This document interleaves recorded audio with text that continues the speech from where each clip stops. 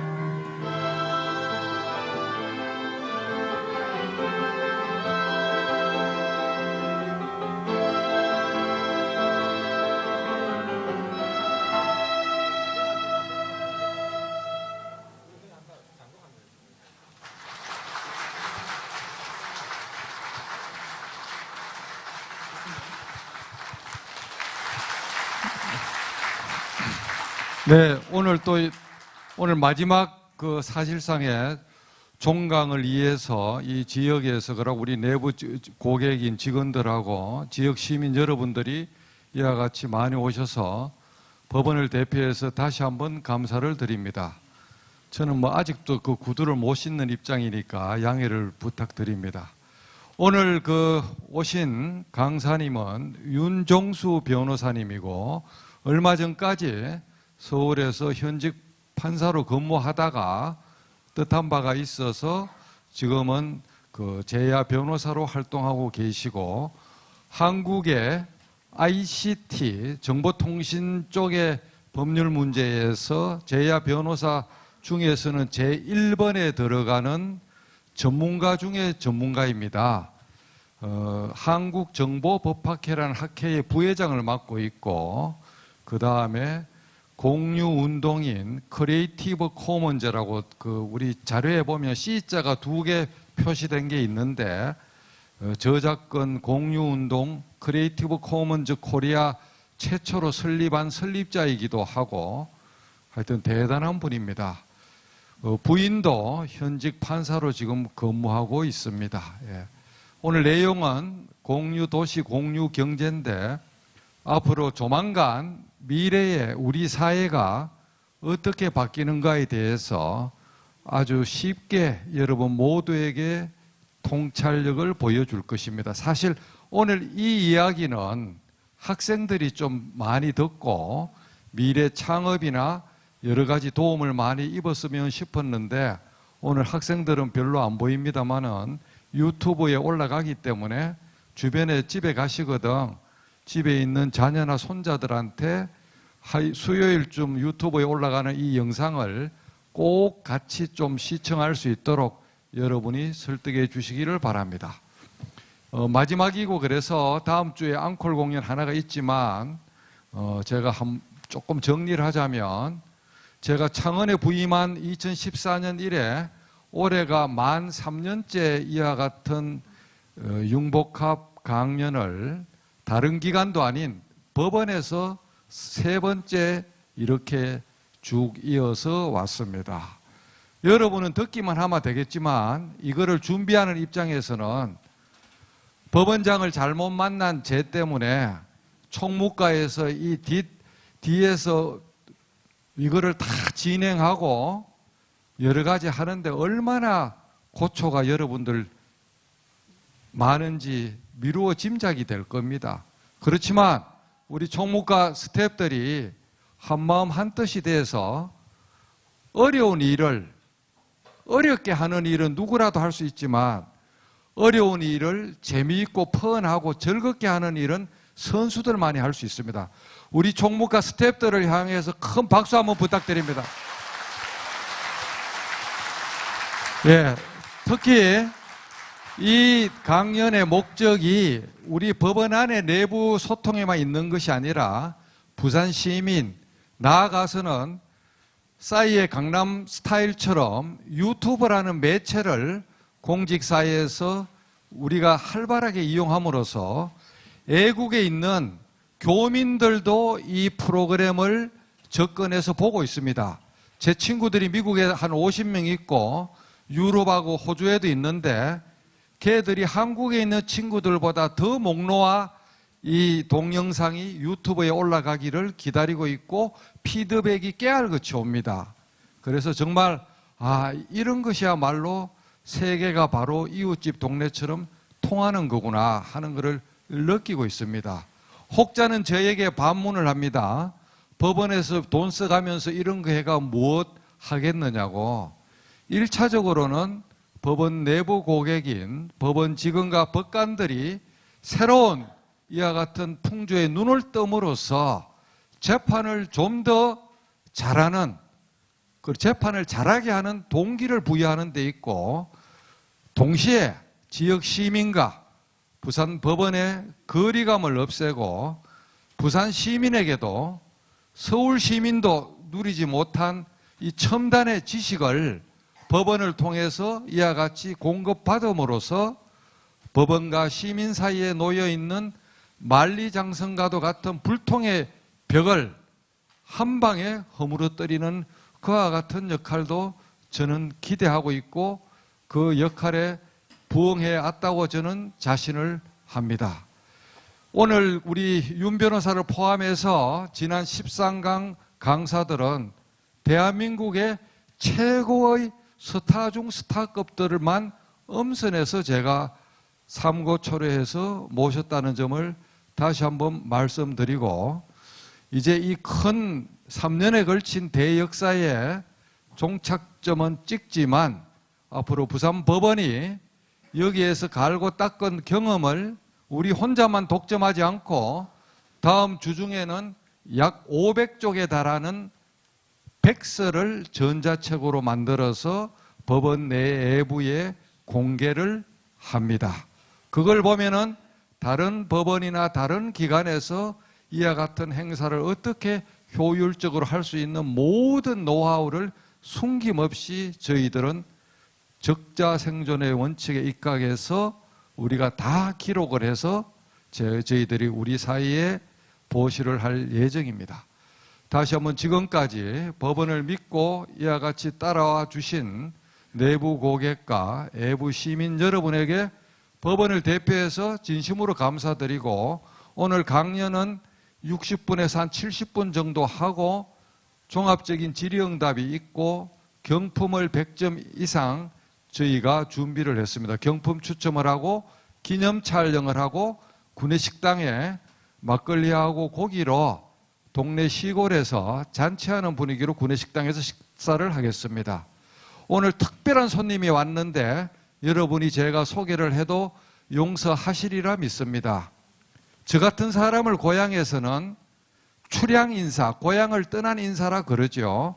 제가 초등학교, 중학교를 경북 구미 선산의 산과 강을 뛰어다니면서 다녔는데 초등학교, 중학교 친구들이 170km를 운전해서 못난 친구가 이와 같이 나부대면서 마무리하는 것을 격려하기 위해서 8명이나 부산까지 달려왔습니다. 여러분에게 잠깐 일어서서 인사를 하도록 하겠습니다. 큰 박수를 좀 부탁드립니다.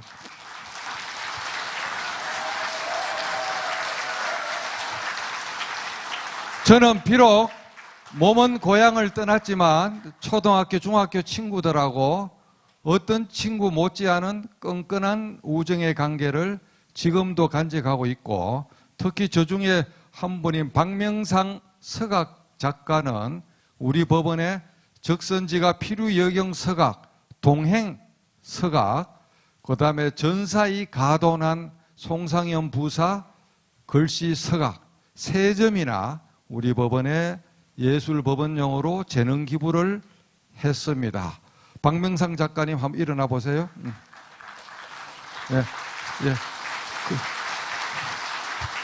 시골에서 농사 지으면서 주경야독으로 서각을 취미로 해서 대한민국 현대 서각에서 탑 10 안에 들어가는 아주 유명한 작가로 성장했습니다. 저는 이런 친구들이 있어서 정말 살아가는 인생이 즐겁고 행복합니다. 여러분들도 주위에 있는 좋은 친구들과 중장년을 즐겁고 행복하게 지내시기를 바랍니다. 사설이 너무 길었지만 너무나 뿌듯해서 여러분에게 이와 같은 이야기를 드렸습니다. 자, 지금부터 오늘의 강사를 모시겠습니다. 큰 박수를 부탁드립니다.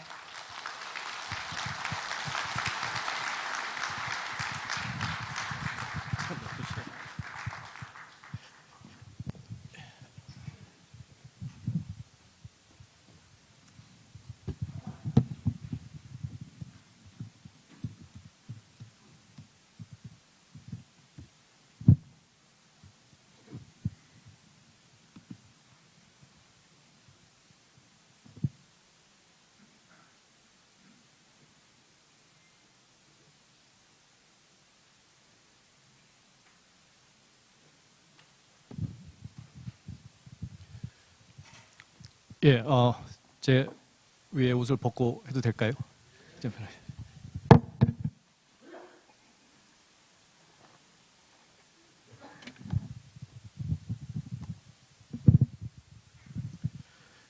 예, 감사합니다. 이렇게 멋진 또 소중한 자리에 초대해 주셔서 너무 감사하고요. 또 강민구 원장님께 다시 한번 이런 엄청난 행사를 지금까지 해오신 것에 대해서 경애를 표하는 바입니다. 너무 고맙습니다. 제가 사실 좀 부산에서 부산법원에 온 게 감회가 깊은데요. 제가 23년 전에 여기서 판사 생활을 처음 시작을 했습니다. 그래서 한 4년 근무를 했거든요. 그때는 진짜 저도 젊었었는데. 그리고 또 저희 아버님이 부산에서 계속 이제 사셨고요. 근데 저는 서울에서 태어났는데, 근데 맨날 제 처가 저보고 자꾸 부산 사람이라 그래가지고, 나는 서울에서 태어났다. 부산에서 절대 안 태어났다. 그러니까 하는 말이 경상도 남자는 3대가 지나야 물이 빠진다고. 지금 웃으신 분들이 여성분들만 웃으셨는데 공감을 하시는 듯한. 근데 경상도 남자 괜찮잖아요. 괜찮죠? 정말이에요? 저도 좋은 의미로 알아듣고 있습니다. 그래서 여러 가지로 부산에서 이렇게 강의를 하게 돼서 아주 기쁘고요. 특히 이렇게 많이 와주셔서 또 어르신들도 많이 계시고 해서 오늘 열심히 해보도록 하겠습니다. 오늘 말씀드릴 건 공유경제와 공유도시인데요. 말은 뭐 되게 어려운데 그냥 제가 밑에 부제를 붙였지만 어떻게 사느냐, 우리가 이 도시라는 이 공간에서 어떻게 사느냐 얘기를 하는 거기 때문에 뭐 그렇게 어려운 내용은 없습니다. 희한하게 저렇게 뭐 완장을 두르고 서 있는 친구 좀 이상해 보이죠? 이 친구 이제 송호준이라는 이제 우리나라의 청년인데 세계 최초로 개인 인공위성을 쏘아 올린 친구입니다. 2013년 4월 19일. 아마 많이들 모르실 거예요. 저게 인공위성입니다. 크진 않아요. 한 요만해요. 저 인공위성을 쏘아 올렸어요. 다들 의심하는 눈초리인데 진짜입니다. 이 동영상 한번 보시죠.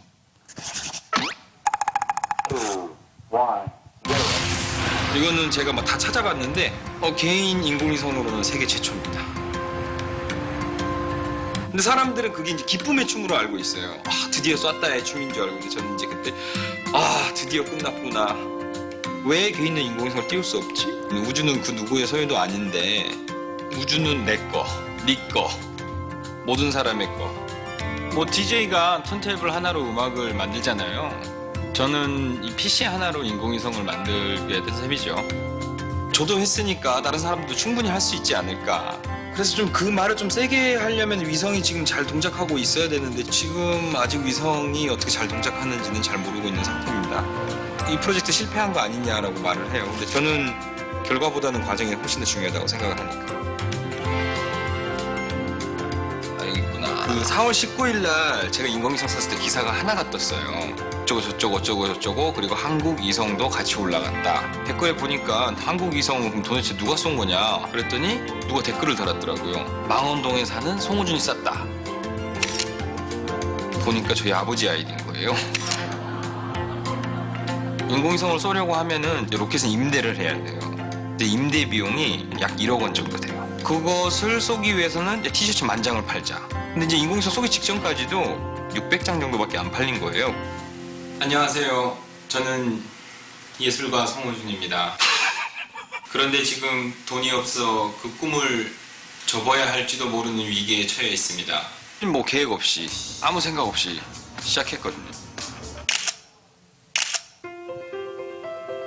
이 인공위성의 프로젝트의 가장 큰 목적은 누구나 쏠 수 있다는 생각을 갖게 하는 것이거든요.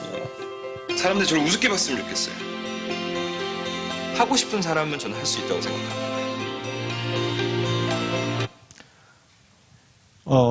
진짜 샀어요. 저 티셔츠 팔아가지고 10,000장 팔아가지고 1억 벌어가지고 또 로켓을 빌리려다가 실패하고 결국은 여기저기서 하여튼 힘들게 해가지고 샀습니다.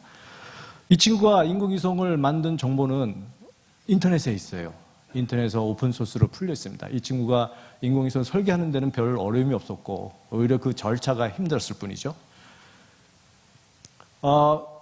이 친구는 개발자입니다. 야후에서 오랫동안 근무했던 친구인데 출장을 갔다 오다가 공항에서 옆에서 외국인이 이런 그림을 그리는 거를 봤대요. 막 펜을 하더니 비행기를 그리는 거 보고 탁 필이 꽂힌 거죠. 나도 저런 거 해보고 싶다. 그 다음에 이제 인터넷에 뒤져서 그림을 어떻게 그리는지 계속 쫓아다녔습니다. 그리고 막 연습을 했어요. 처음에는 저렇게 초보적인 그림부터 시작해서 파스텔로 그리고 또 이런 약간 물감 들어가면서 점점 그림이 진화를 했죠. 점점 그림이 나아지더니 혼자 하기 뭐하니까 야후에 있는 이제 사원들 이제 막 이렇게 모아가지고 동호회를 만들어서 여러 가지 그림을 그리는 그 수업 광경을 이제 유튜브로 찍어서 저희 원장님하고 비슷하지 않습니까? 일 추진력에 있어서는. 그리고는 이거를 페이스북으로 공유하고 해서 한참을 취미로 그랬더니 2년 만에 출판사에서 연락이 와서 책을 내자. 철 들고 그림 그리다는 책을 냈습니다. 그리고는 다시 사람들을 모아서 바깥에 나와서 서울시를 그리면서 그 서울시 그린 거를 서울시와 함께 전시까지 했어요.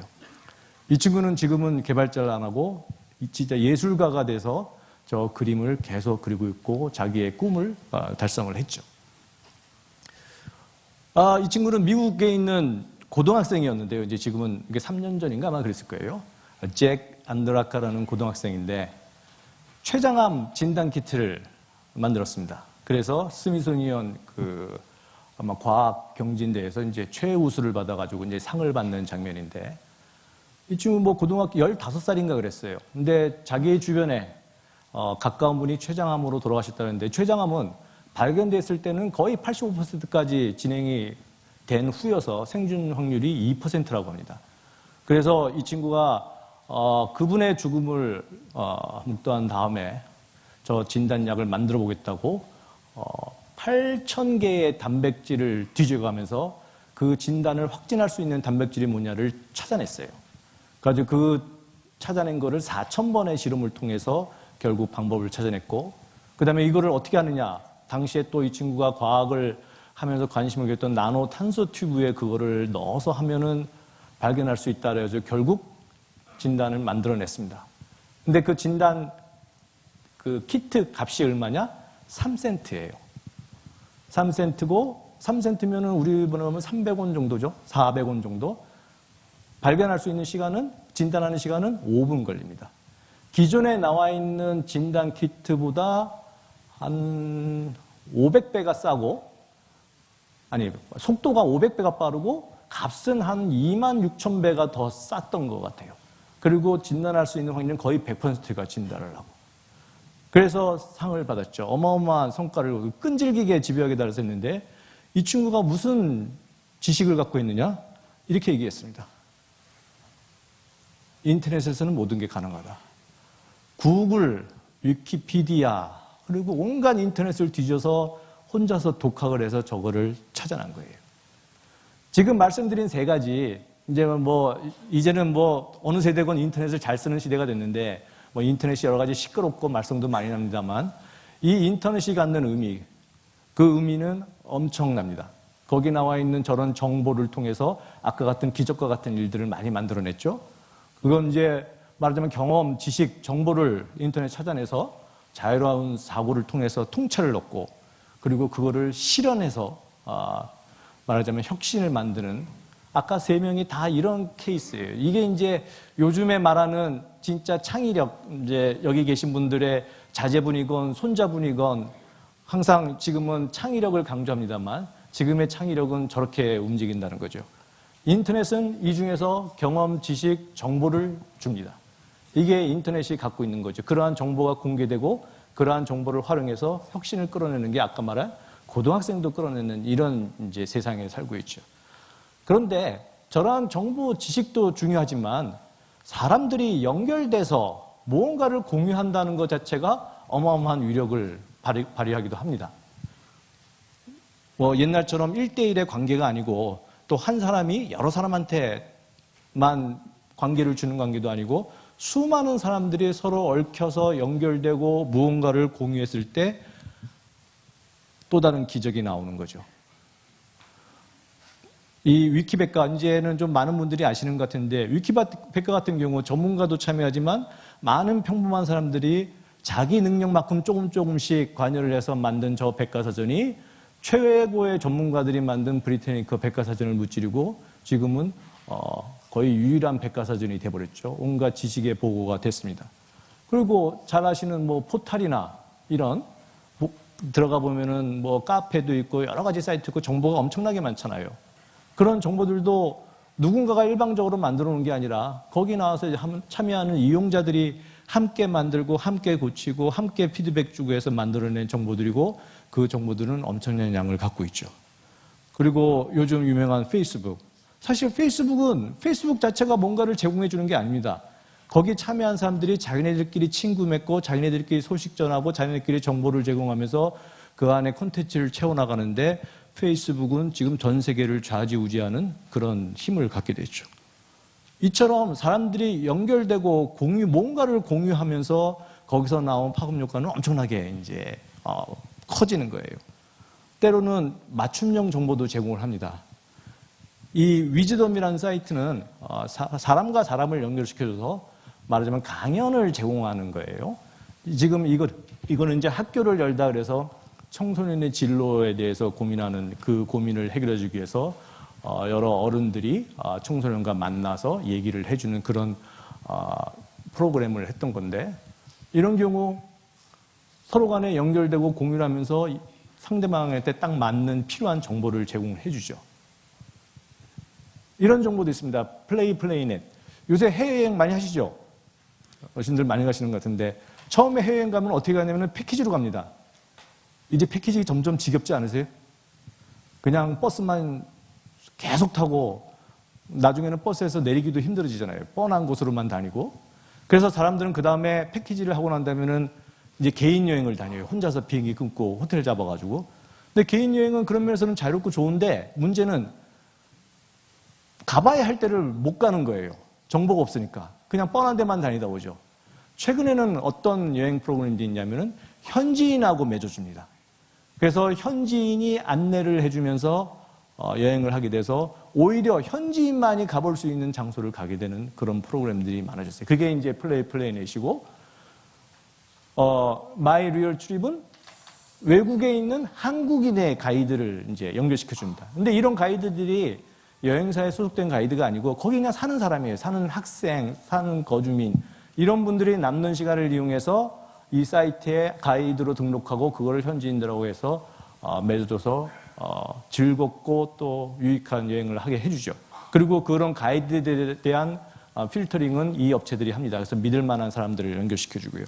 이런 식으로 엄청난 말하자면은 정보의 공유들이 일어나고 사람들이 연결되고 납니다.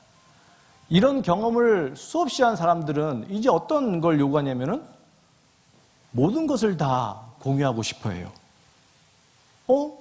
이런 것도 공유하면 이 세상 모든 것을 다 연결시켜서 공유하지 못할 게 뭐가 있느냐? 이런 생각을 하게 되는 거죠.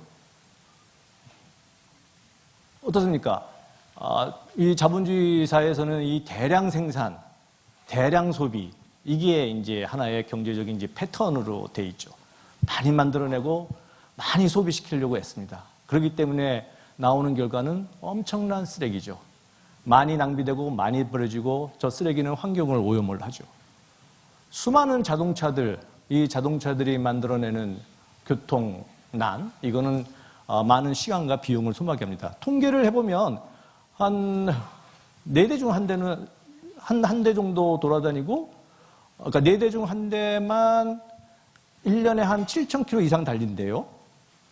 그리고 대부분의 35% 되는 자동차들은 일주일에 한두 번, 그리고 나머지는 15%는 주말에만 다닌다고 합니다. 그 수많은 자동차들을 갖고 있으면서도 제대로 쓰지 않고 그리고 각자 한 명씩 타고 도로에 나오니까 저런 현상이 벌어지게 되죠. 또 주택들은 어떻습니까? 계속 집을 지어준다만 계속 주택난이라는 소리가 나오죠. 그리고 저렇게 오래된 집들에 대한 계약 문제도 계속 생기고요. 그러면서도 주택난은 해결될 기미가 잘 안 보이고, 그리고 빡빡합니다, 사는 게. 지금 뭐 여러 가지 경제적인 게 요새 뭐 불황이어서 안 좋잖아요. 그냥 지갑을 꾹꾹 눌러가지고 그냥 지갑이 서로 붙을 만큼 이제 비게 되는 이런 상황이죠. 이런 상황에서 사람들은 생각을 해요.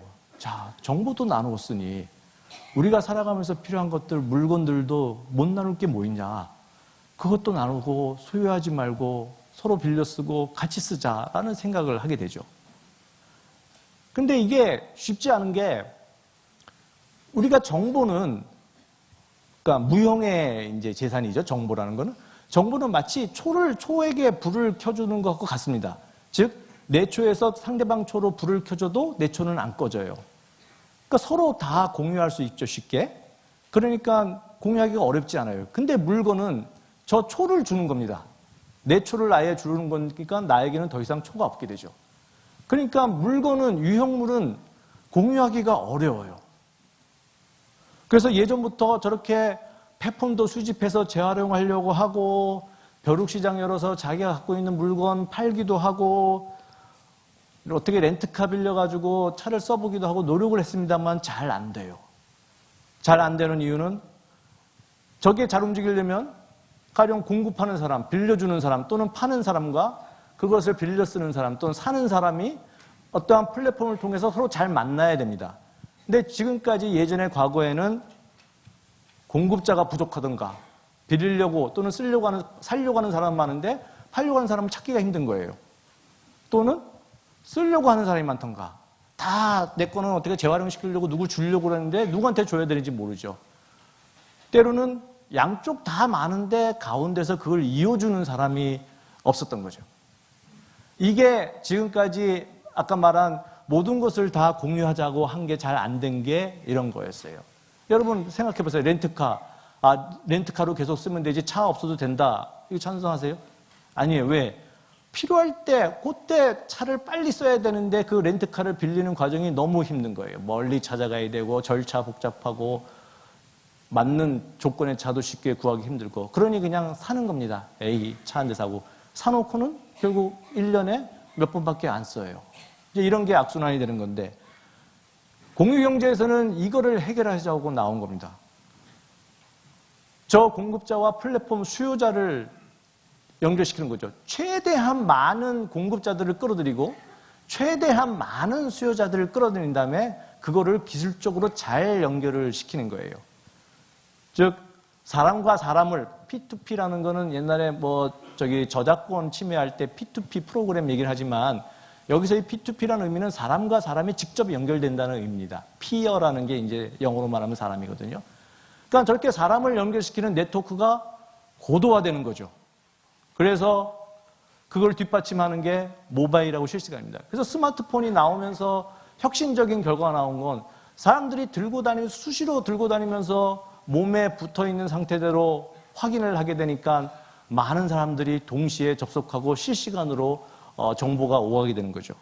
그리고 다양한 사람들이 협동할 수 있는 디지털 기술도 많이 나옵니다. SNS부터 시작해서 여러 가지 기술이 등장하고요. 이렇게 되니까 굳이 내가 그것을 소유하지 않고 내가 필요할 때만 써도 되겠구나라는 가능성이 보면서 소유에서 접근으로라는 이런 개념이 등장하게 되고 그러면서 자원은 효율적으로 이용되게 되죠.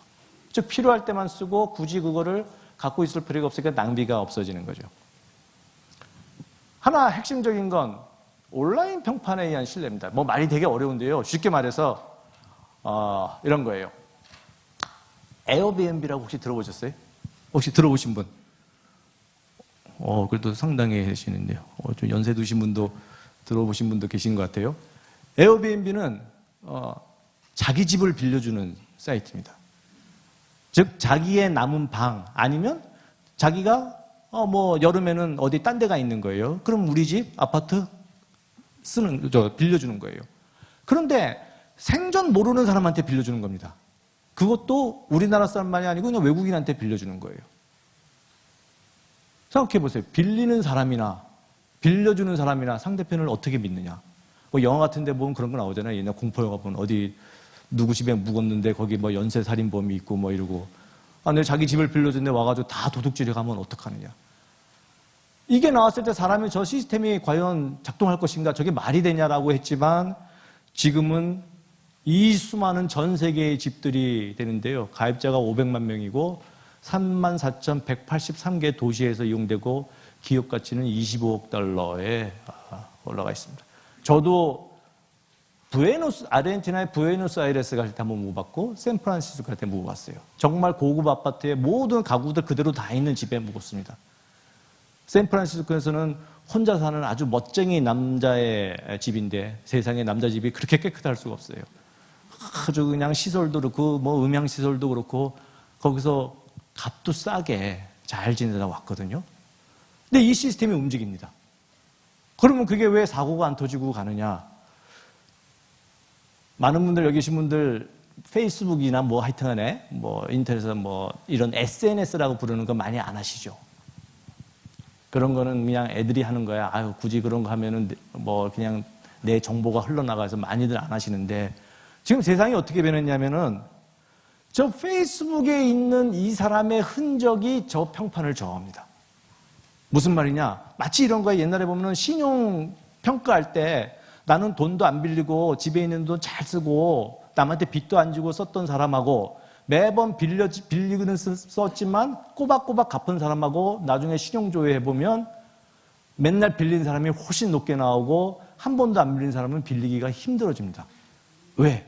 흔적이 없거든요, 그게. 똑같은 현상이 SNS에 있어요. 우리가 저 에어비앤비를 제가 빌릴 때 또는 빌려줄 때 그거를 신청한 사람을 어떻게 판단하냐면은 이 사람의 페이스북 계정을 살펴봅니다. 가서 들어가 봐요. 이 사람이 어떤 사람인가. 근데 거짓말은 한두 번은 할 수 있지만 한 1년, 2년 동안 계속 방 하나 빌려서 사고 치려고 거짓말 하는 사람들 없거든요. 그러니까 쭉 보면 아, 이 사람은 어떤 사람인가가 나옵니다. 그래서 빌려주는 거예요. 되게 황당하고 되게 어설픈 것 같지만 저 시스템에 의해서 평판 시스템이 움직이고 그게 상대방을 믿는 신뢰의 근거가 됩니다. 그래서 우리가 신뢰 시스템하고 규제 시스템 이렇게 나눠보는데요. 규제 시스템은 지금까지 우리가 익숙한 그런 시스템이에요. 아까 신뢰 시스템은 소셜 네트워크를 통한 온라인 평판. 말은 되게 멋있지만 얘가 페이스북에서 무슨 얘기를 했느냐 이 소리입니다. 그리고 얘 친구들은 누구냐 이 소리고. 그리고 상대방이 남기는 별점이 있죠. 여러분들 뭐 인터넷에서 뭐 산 다음에 그 별점 주라고 그러잖아요. 그럼 별점 주시죠. 아, 이 사람이 믿을만하면 뭐 별 5개 주고 아주 나쁜 기억이 있으면 별 1개 주고 그런 게 쌓이면서 점수가 되는 거예요. 규제 시스템은 여러분들이 익숙한 겁니다. 법이 다루는 거예요. 즉 법이 공적인 기관, 뭐 정부죠. 정부가 정부로부터 허가를 받은 업체냐, 정부에 등록이 되어 있는 업체냐, 그리고 그 법이 어떻게 되게 돼서 그 법을 따르고 있느냐, 안 따르면 강제력을 막 발휘하고 이런 시스템이에요. 이 두 가지 시스템에서 우리는 오른쪽 시스템에 익숙해져 있습니다. 그래서 우리가 항상 뭔가 업체를 따질 때는 항상 허가받은 업체예요? 이렇게 얘기하죠. 그리고 저 업체가 옛날에 뭐 정부로부터 뭐 단속을 당한 흔적이 있느냐 없느냐 이런 거 따집니다. 근데 신뢰 시스템은 그거와 전혀 별개로 움직이죠. 약간 불안하다 싶으니까 아까 말한 그 플랫폼을 제공하는 업체들, 에어비앤비 같은 업체들이 우리가 체크하겠다고 합니다. 그래서 이 친구들은 빅데이터를 돌려요. 그래서 페이스북에 있는 내용뿐만 아니라 인터넷에 흩어져 있는 이 사람을 딱 정보를 수집하고 패턴을 연구를 해요. 그래서 어느 순간 잘 모르는 애가 방을 빌리겠다고 딱 튀어나오면 체크를 합니다. 그리고 하는 행동이 좀 수상하면은 거기에 대해서 다른 조사를 하게 돼서 그 팀이 어마어마한 팀을 갖고 있어요. 그래서 그쪽에서 저런 분석을 하고 때로는 사고가 터졌을 때 대비해서 이제 보험을 가입하는 이제 이렇게 나옵니다. 근데 아직까지 지금 보험제도에서 이런 여러 가지 개인들의 거래를 갖다가 보험으로 인수할 만한 업체가 아직 많지는 않아서 최근에 하나하나씩 생기고 있는데 이제 나중에 하면 그 보험이 뒷받침이 될 거예요. 이런 식으로 이제 움직이게 되죠. 우버가 이것도 들어보신 분? 많으시네요. 우버는요, 말하자면 쉽게 말하면 나라시입니다. 나라시. 우리 나라시라 그러잖아요. 그게 뭐 우리 말은 아니지만 말하자면 택시 안 잡힐 때 자가용 끌고 가지고 타세요 하고 옛날 한참 말 요즘은 그렇게 안 많은 것 같아요. 이 나라시입니다. 쉽게 말하면 뭐냐면 차를 가진 사람이 이 우버에 등록하면 기사가 돼서 손님과 그 차를 가진 사람을 서로 연결시켜 주는 거예요. 근데 이게 우리나라에서는 불법으로 돼서 계속 논쟁이 있다가 결국 그 사업은 안 하고 있어요. 다른 뭐 일부 사업은 하고 있는데 그 사업은 안 하고 있어요. 왜냐하면은 자가용 갖고 돈을 버는 거는 유료 이제 운송 영업을 하는 거기 때문에 허가를 안 받으면 안 되는 거죠. 아까 말한 나라시가 안 되듯이 자가용 갖고 영업하면 안 되듯이 똑같이 영업이 안 돼가지고 그 규제의 벽을 못 넘었어요. 그게 이제 기존의 규제하고 충돌입니다. 그러면서 그 면허권을 가지고 있는 택시 업체들하고의 또 충돌도 문제가 된 거예요. 즉 규제 시스템에서 자격이 있는 택시 회사들하고 충돌이 되죠. 왜 우리가 사업해야 되는데 갑자기 자가용들 한 대씩 끌고 나와서 택시 영업을 하니까 안 된다는 거죠. 우리나라에서 힘든데 외국 같은 경우에는 대부분 다 이용이 되고 있어요. 약간의 제한만 있고 대부분 다 이용되고 있습니다. 그런데 외국에서 한번 써보세요. 이거는 되게 쓰기 편합니다. 앱 하나 다운받아서 거기다가 카드만 등록시키면 돼요. 신용카드 등록하면 세계 어디를 가도 똑같은 앱으로 사용하면 됩니다. 그래서 저렇게 목적지 찍고 현재 위치 해가지고 딱 찍으면 주위에 차가 보여요. 그래서 원하는 차를 딱 하면 몇 분이 있다 옵니다 하고 딱 나옵니다. 마치 카카오 택시처럼. 그럼 3분이 있다 오면은 차가 오는 게 이게 보여요. 그리고 택시 운전사의 이름, 그리고 그 차 번호, 이게 다 나옵니다. 그럼 오죠. 택시 운전사 오면 그 차 타고 목적지에 가서 그냥 내리면 돼요. 돈도 지불할 필요 없어요. 외국 가면은 맨날 이 팁을 얼마 줘야 되냐, 미국 특히 고민이 되잖아요. 그런 것도 없어요. 그냥 내려버리면 등록된 카드에서 알아서 빠져나갑니다. 근데 그 값이 택시값보다 훨씬 싸요. 그리고 일단 차가 깨끗해요. 개인 차여서 차가 되게 깨끗하고 운전사들이 되게 친절합니다. 친절한 이유는 별점을 주거든요. 내릴 때 별점을 줘요. 내릴 때. 만족합니까? 그럼 그 별점에 따라서 저 플랫폼에서는 별점이 낮으면 손님하고 연결을 안 시켜주는 거예요. 그러니까 열심히 친절하게 하죠. 그래서 한 번도 우버 택시 타고 외국에서 기분이 상하거나 서비스가 나쁜 적은 없었어요. 근데 이제 이 문제는 기본 우리 규제 체제하고 싸움도 있지만 이제 택시를 하시는 분들하고의 문제가 있고 또 하나는 자기 차를 갖고 어떻게 말하면 개인 영업을 하는 셈이 돼서 어떤 노동관계적인 이제 뭐 조합이나 노동조합이나 이런 부터 보호를 받지 못하는 이제 그런 문제가 생겨서 우버는 에어비앤비나 다른 거하고는 조금 다른 측면에 있어서 좀 논쟁의 여지가 크긴 한데 아무튼 저 방식이 갖고 있는 메리트는 엄청나게 큽니다.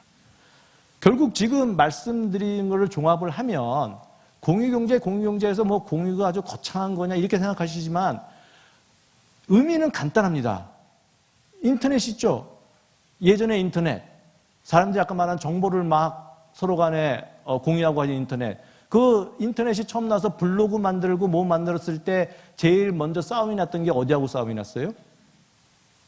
기존에 신문사, 미디어 방송사 이런 데하고 제일 싸움이 났어요. 왜? 아무나 언론처럼 말을 하니까 그런 부분하고 이제 충돌이 되면서 지금 어떻게 될까? 되게 신문사들이나 언론들이 되게 힘들어졌죠. 특히 신문사가 힘들어졌죠. 사람들이 신문 잘 안 보고 인터넷에서 보고 또는 개인이 올린 글로서 정보를 얻는 게 좀 많아지거든요.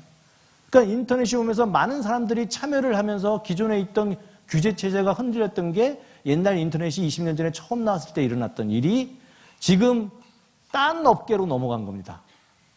그 파급력이 수많은 사람들이 각자 자기가 말하자면 주체가 돼서 등장한 게 이제 택시 영업이나 호텔 영업이나 이런 데서 들어오면서 기존 산업하고 충돌이 되면서 새로운 형태의 이제 이 얘기들이 진행이 되는 거죠. 그래서 아마 공유경제를 모르실지 모르겠는데 이제 한번 관심을 가지고 들어봐서 어떤 서비스가 있는지 한번 보세요. 지금도 이용할 수 있는 서비스가 꽤 많습니다. 뭐 아쉽게도 서울에 좀 많이 있는 편이긴 한동안 부산에서도 찾거나 할 수 있는데요.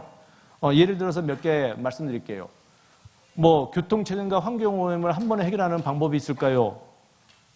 필요할 때만 빌려 쓰는 카쉐어링을 해보는 게 답이겠죠. 그런 업체로는 뭐가 있느냐?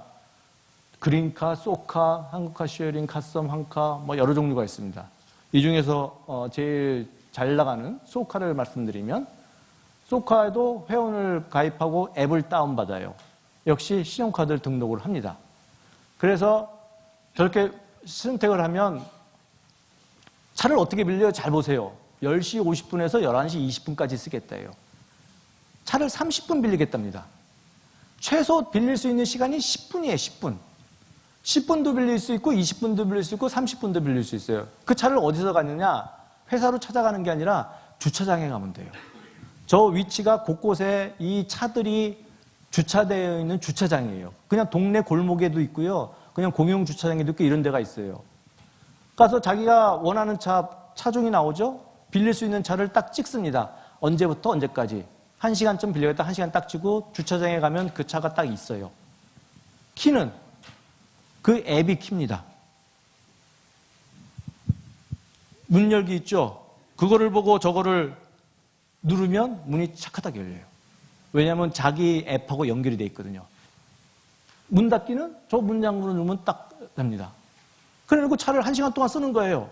그리고는 일 마치고 다시 그 주차장에다 갖다 놓습니다. 그리고 문 잠금 딱 하고 딱 가면 요금이 알아서 빠집니다. 기름값은 운전한 거리 계산해서 기름값이 딱 빠져요. 아주 깔끔해요. 그러니까 누구하고 만날 필요도 없고 사무실 찾아갈 필요도 없이 제일 좋은 거는 그냥 필요한 만큼만 딱 쓰는 거예요. 3분 안에 내 차가 생긴다는 말이 거짓말이 아니죠. 제가 주로 갈 때 어디 데 쓰냐면 제주도에서 많이 써요. 왜냐하면 렌트카를 할 때 있지만 제주도에서 사실 렌트카 빌리지만 계속 돌아다니는 거 아니잖아요. 대부분 호텔에 있죠. 그렇지만 이 호텔에서 이 호텔로 어디 딴 데로 갈 때 택시 타면 한 3만 원 나오고 막 이렇게 나오니까 차라리 렌트하자 이렇게 해서 하는데 이따가 필요할 때만 딱 가서 빌려 쓰는 거예요. 이게 이제 말하자면 차를 소유하지 않고도 빌려 쓰는 걸로 가능한 그런 시스템이 움직이고 있는 거죠. 부족한 주차 공간, 어느 주차장은 텅텅 비어있고 어디는 꽉꽉 차 있습니다. 이런 정보를 사람들한테 알려줘요. 여러 가지 주차장인데 또 잘 나가는 모두의 주차장을 정보를 제공해주고 이것도 앱을 받으시면 돼요. 어디에 주차 공간이 얼마가 있다를 알려줍니다. 그리고 자기가 쓰고 있는 주차장인데 이게 평소에 잘 안 써요. 그럴 때는 저기에 올려놓고 나는 내가 안 쓰는 동안 빌려주겠다. 얼마만 받겠다라고 등록하면 그걸 보고 사람들이 주차장을 쓰게 됩니다. 그러니까 주차장이 비어있음에도 불구하고 그거를 활용 안 하고 사람들은 주차 공간을 못 찾아서 헤매는 이런 결과가 안 나오는 거죠. 저런 식으로 해서 보면은 주차할 수 있는 공간들이 나오죠. 그리고 그걸 치면은 상세한 정보들이 나옵니다. 그리고 위치도 나오고 또 스트리트 뷰도 제공이 돼서 딱 누르면 이 주차장 위치, 그러니까 형태, 사진이 다 나올 수 있죠. 그리고 저렇게 다양한 형식으로 무료 주차장도 찾을 수 있고 이렇게 찾을 수 있습니다. 이런 식으로 정보를 공유를 시켜놓으니까 효율적인 주차장이 이용이 되는 거예요.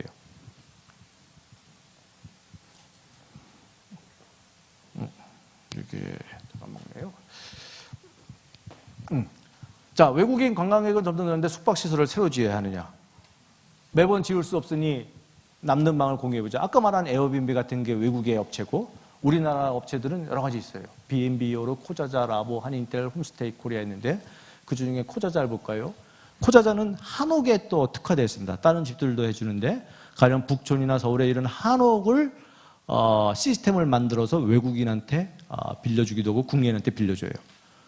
이런 분들이 빌려주고 싶지만은 외국인들 같은 경우는 영어도 해야 되고 결제를 어떻게 해야 되고 고민이 많잖아요. 그런 거를 이 회사에서 다 해결해 주는 거예요. 빌리는 거 역시 간단합니다. 가서 온라인에서 가입하고 한번 신청하면 되고 결제도 카드로 등록한 카드로 되고 아주 간단하게 이루어져요. 그래서 다양한 숙소, 이 코자자 같은 거 한번 이용해 보세요. 맨날 이렇게 호텔이나 이런 거 묵지 마시고 여기 보면 되게 프리미엄 이제 주택들도 있거든요. 되게 좋은 주택들 있잖아요. 그런 주택도 빌려주는 집들이 있습니다. 그런 집들도 한번 보시면 돼요. 그래서 전국에 이렇게 원하는 집들, 이거는 이제 한옥으로 검색한 건데 이런 집들이 나오죠. 뭐 경주에도 있고 다양한 경험. 근데 이런 거는 단지 그냥 싸게 또는 그냥 뭐 호텔이 아닌 걸 빌린다는 의미가 아니라 경험이 다릅니다. 에어비앤비 같은 경우 거기서 묵으면서 그쪽 사람들하고 지내는 그 관계, 또 호텔이 아닌 다른 가정집에서 묵는 그 기분은 또 다른 거거든요. 거기서 얻을 수 있는 경험도 다르고요. 자, 가계주택 점점 증가하는데 시민 부담을 줄일 수 있을까요? 자, 사지 말고 빌리자. 특히 아이옷. 아기 옷은 사면 한 1년 있다가 못 입게 되잖아요. 애들이 부쩍부쩍 크니까. 그래서 우리가 매번 사주고 누구한테 빌리기도 좀 찝찝하니까 또 맞는 옷을, 원하는 옷을 구하기 힘드니까 그냥 삽니다. 사고는 대부분 버리거나 그냥 동생이 있으면 동생이 또 애 낳을 때 빌려주거나 이 정도죠. 그냥 버리게 돼요. 그리고 공구. 여러분이 공구를 1년에 몇 번이나 쓰시겠어요? 벤치, 망치. 거의 뭐 1년에 한 번 쓸까 말까 하는데 이거를 다들 공구 박스에 하나씩 갖고 계세요. 이런 거를 빌려주는 걸로 나갑니다. 그래서 키플은 애들 옷 빌려주는 거고요. 장난감 빌려주는 이런 사이트들도 있고요. 열린 옷장 이거 해볼까요? 이거는 뭘 빌려주냐면은 가령 사회초년병이 면접을 보러 가요. 근데 이 친구가 양복이 하나도 없어요. 근데 면접을 가면 양복 입고 가야 되잖아요. 그런 경우에 옷을 안 사도 그 옷을 빌려주는 겁니다. 대충 한 10,000원, 윗벌에 10,000원, 아래고 10,000원 이 정도 해요. 그런데 저 옷은 누가 빌려주냐면 기증자들이 있어요. 왜? 저도 그렇고 많은 분들도 그렇고 양복 입다가 이제 지겨운 양복들, 오래된 것들은 버리잖아요. 그걸 안 버리고 절로 기증을 합니다. 기증을 할 때 그 안에다가 편지를 써요. 내 옷을 입을 젊은 친구들한테 격려의 얘기, 해주고 싶은 얘기를 편지와 함께 옷에다 넣으면 그걸 이 회사가 받아서 옷을 깨끗하게 다시 수선합니다. 그리고 그 편지와 함께 빌려주는 거예요. 아까 같이 싸게 빌릴 수 있는 것, 그것도 있지만 모르는 어른이 면접을 보러 가는 자기한테 격려의 말을 해주는 편지를 받는 기분은 또 다른 기분이거든요. 그런 식으로 또 새로운 가치를 끌어내면서 수요를 충족시키죠. 또 어르신들도 마찬가지. 어르신들도 어느 행사 가는데 뭐 양복 입을 기회가 별로 없지만 그런 행사 때는 양복이 명절 아니면은 무슨 뭐 결혼식이나 이럴 때도 마찬가지로 저런 데서 빌리면은 온라인에서도 아주 편하게 빌릴 수 있습니다. 공공시설 유휴 공간을 활용할 방법이 없을까요? 뭐 모임을 하고 싶어요. 행사를 하고 싶어요. 근데 공공기관에는 옛날에는 텅텅 비어 있었습니다. 뭐 회의실도 많고 광장도 많고 했는데, 그리고 그거를 자격이 있는 사람이 썼는데 요즘 점점 그거를 개방을 하고 있어요. 그래서 서울시 같은 경우는 서울시 공공서비스 예약 이렇게 가지고 홈페이지에서 운영을 합니다. 그래서 들어가면 저렇게 장소, 종류 이런 거를 찍어서 고를 수 있어요. 그래서 들어가 보시면 대상 제한 없어 아무나 빌릴 수 있다. 기간 언제부터 언제까지, 이용료 무료, 신청 가능, 인터넷 전화 현장 방문 가능. 그래서 가능한 요일을 본 다음에 찍으면 무료로 빌리든지 어떤 거는 뭐 사용료 한번 약간의 사용료를 내든지 해서 빌려서 여러분이 원하시는 행사나 회의나 이런 걸 다 할 수 있어요. 그리고 요즘 젊은이들은 다 어디서 일합니까? 공부 어디서 해요? 알고 계세요? 카페, 스타벅스 이런 데서 하죠.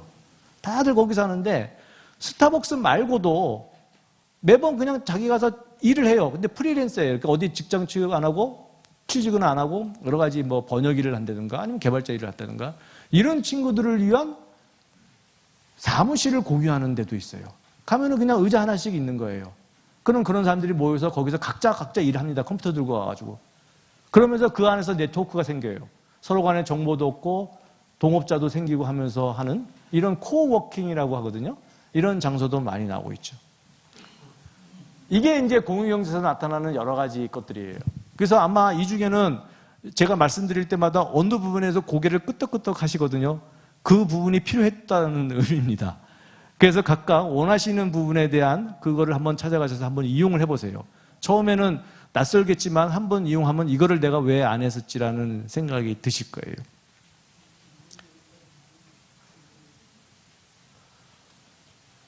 신도시 생활. 우리가 신도시 하면은 뭐가 생각나세요? 신도시 하면. 응? 아파트. 또 개발. 또 땅값. 뭐 이런 거 생각나시죠? 자, 우리가 신도시 생활을 한번 생각을 해보죠. 우리가 옛날에는 도시라는 거는 어떤 생각을 갖고 있었냐면 도시는 일단 떠오르는 게 뭐냐? 아까 말한 그런 거였어요. 공해, 교통난, 주택난, 그리고 또 비인간적인 삶, 이웃과도 모르고. 그래서 사람들은 한동안 어떤 게 유행했습니까? 교회로 나갔어요. 교회에 집을 얻죠. 그래서 전원주택 꿈을 하겠다. 꿈을 펼쳐보겠다. 근데 전원주택 해보면은요, 정말 힘듭니다. 뭐 집 당연히 소유해야 되고, 모든 차도 당연히 있어야 되고, 또 직장이 서울에 있으면 계속 출퇴근하면서 기름값 엄청 들고, 통행료마저 많이 들고, 집 관리하는 데 힘들고, 그리고 의외로 전원주택을 하러 가면 사람들하고 만나는 기회가 줄어들어요. 왜 집이 이렇게 뚝뚝뚝뚝 떨어져 있어서 물론 동네 사람들 만날 게 있겠지만 바쁘게 왔다 갔다 하면은 동네 사람들하고 어울릴 기회도 적어지죠. 근데 이거는 미국이건 유럽이건 우리나라도 요즘 그런 현상이 있는 것 같은데 트렌드가 바뀌고 있어요. 사람들이 다시 도시로 들어옵니다. 다시 도시로 들어와요. 그러면서 도시가 재개발되고 있어요. 다른 나라에 가보시면 알겠지만 겉은 이상한 공장 같은 데인데 안에 들어가면은 사람들이 살고 사무 공간을 만들어서 아주 예쁘게 만들어 가져온 공간들이 많습니다. 옛날에는 버려졌던 도시 공간, 사람들이 싫어서 떠났던 도시 공간을 다시 사람들이 돌아와서 거기서 살아요. 뭐가 달라졌느냐? 아까 말한 그런 공유 모델, 공유 경제 모델이 이 사람들의 삶을 다시 뒷받침해 주기 때문이에요. 즉 공유 모델, 즉 온디맨드라는 건 무슨 말이냐면 아까 말한 빌려, 원할 때 빌리면 된다. 이제 오히려 도시에 있으니까 차도 가질 필요 없고 가끔가다 빌리다고 지하철 잘 돼 있고 대중교통 잘 돼 있죠? 그냥 빌리면 되더라. 그리고 오히려 사람들하고 많이 접할 수 있는 기회가 있어서 좋은 물건을 얻을 수 있는 기회도 많더라. 아까 같은 그런 방식에서 사업체를 통하면 더 기회가 많아지는 거예요. 그리고 사람들끼리 모여서 같이 할 것도 많아지고 또 피어 투 피, P2P로 이 사람 저 사람 만나면서 경험도 아까 말한 새로운 경험도 얻을 수 있고 오히려 사는 게 달라질 수 있다는 생각이 드는 거예요. 예전에는 그 도시 생활이 싫어서 떠났는데 비용도 많이 들고 했는데 저런 게 뒷받침해 주면서 젊은이들의 생각도 바뀝니다. 옛날에는 무조건 큰 집 사고 자동차를 살려고 했지만 요즘 젊은이들 그렇게 안 해요. 집도 안 살려고 그러죠. 왜? 살 필요 없다 이거예요. 그냥 필요한 집에서 빌려서 쓰면 되고 그리고 큰 집도 필요 없다는 게 많은 젊은이들 생각이에요. 이제 집 크다고 그걸로 지위를 뽐내던 세상은 지났거든요. 차 안 삽니다. 옛날에는 무조건 조금 이제 취직하고 그러면 제일 먼저 하는 일이 차 사는 거였어요. 그것도 큰 차. 차가 있어야지 좀 폼 잡을 수 있으니까. 이 차 안 사요. 차 안 몰고 다녀요. 훨씬 대중교통 편하고 아까 같이 특별히 필요할 때면 빌릴 수 있는 게 많아지니까 차를 안 삽니다. 생활이 바뀌는 거죠. 그러면서 도시 생활이 이전하고 다른 생활 형태를 띄어가는 거예요. 그리고는 기술이 도시의 접목이 됩니다. 어떤 기술이냐? 모바일 들고 다니면서 사람들하고 연결이 되죠. 이제 쉽게 연결이 된단 말이에요. 그리고 센서, 우리가 IoT라고 하는 거 들어보셨는지 모르겠는데요. 즉 사물과 사물이 이렇게 연결되는 겁니다. 그러면 자기네들끼리 알아서 막 서비스를 제공하는 거예요. 사람이 개입 안 하고. 이런 시스템이 등장을 하고 데이터나 SNS를 통해서 여러 가지 정보를 쉽게 얻는 게 나오죠. 애초에 처음에 이런 식의 흐름으로 갔던 게 자전거였어요. 도시에서. 벨립은 파리에 있는 시스템이에요. 저게 아마 거의 최초일 거예요. 한 70년대부터 나온 시스템입니다. 이렇게 자전거를 세워놓고 그거를 원할 때마다 이제 쓰는 거죠. 이런 게 이제 한참 유행을 해서 우리나라에도 많이 생겼어요. 창원에 있는 게 아마 제일 잘 된다는 것 같아요. 창원에 잘 됐는데 지금은 여러 도시에 다 있습니다. 서울에도 있고 대전시 이름이 재밌잖아요. 타슈. 이게 뭐지? 창원시의 누비라 플러스 자전거 누비자, 퍼피트 쉐어링, 안산시의 페달로. 저런 경우가 이제 그런 거예요. 자전거 가서 등록한 다음에 1시간마다 요금 얼마입니다. 그래서 1시간 타고 돌아다니다 거기다 갖다 놓으면 돼요. 아니면 다른 데다 갖다 놔도 되고. 그 자전거 보관하는 데만 다는 거죠. 자전거도 소유할 필요가 없다는 거예요. 걸어 다니다가 자전거 탈 필요가 있으면 자전거 빌려서 가는 거죠. 저런 시스템이 가장 초보적인 이제 그런 시스템이었는데 최근에는 이제 점점 진화를 합니다. 그래서 이런 거는 뭐 서울시의 교통정보 시스템인데 지하철 자전거 나눔과 주차장, 경로, 도로 소통을 온갖 센서로 다 받아들여가지고 정보를 제공해요. 뭐 내비에서 제공하는 거하고 비슷한 거죠. 근데 아주 다양한 정보들을 실시간으로 제공하고 지금 북촌에서 서울시가 IoT를 실험을 하고 있습니다. 북촌이라고 그 한옥 많은 데 있죠. 청와대 옆에 있는 거. 거기서 주차장 공유, 그 다음에 시민들한테 알리는 방식, 그 다음에 한옥에, 왜냐면 한옥은 또 불에 약하니까, 화재 경보, 그리고 비콘이라고 이렇게 근거리 통신하는 게 있어요. 그래서 어디 이렇게 지나가면 딱 얘기를 해요. 여기 뭐 정보가 뭐라고 내 핸드폰으로 알려줍니다. 그 사람의 위치를 인식한 다음에 딱 알려주는 거예요. 이런 식으로 촘촘히 북촌에다가 센서를 박아서 실험을 하고 있어요. 그래서 한옥에 있는 화재나 이런 걸 자동적으로 감지해서 그거를 소방서한테 보내주는 케이스. 그리고 쓰레기 버리는 걸 쓰레기 양을 감지합니다. 이 길거리에 있는 쓰레기통이. 그래서 어느 정도 찼다 그러면 구청에 보내서 쓰레기를 비우게 해요. 그리고 뭐 그런 것도 있대요. 옛날 공중전화 박스 지금은 안 쓰잖아요. 공중전화 안 하잖아요. 공중전화 박스를 여성분들이 가다가 누가 이렇게 나쁜 사람이 온다 그러면은 공중전화 박스로 쏙 들어가는 거예요. 그리고 딱 문을 닫아버리면 못 들어오고 그 바로 경찰로 연락이 됩니다.